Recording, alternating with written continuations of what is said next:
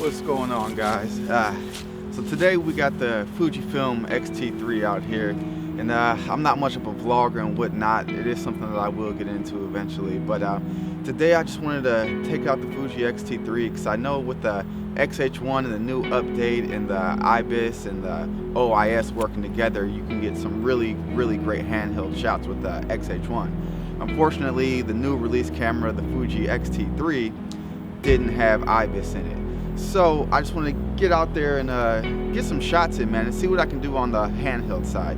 So this is the only shot you'll see here with the tripod for the Fuji X-T3. Other than that, I'm losing the tripod. I'm hooking it up to my shoulder strap, and I'm gonna go through here in this park, this national park, and I will see what kind of shots I can get handheld. So I hope you like the video. Thanks.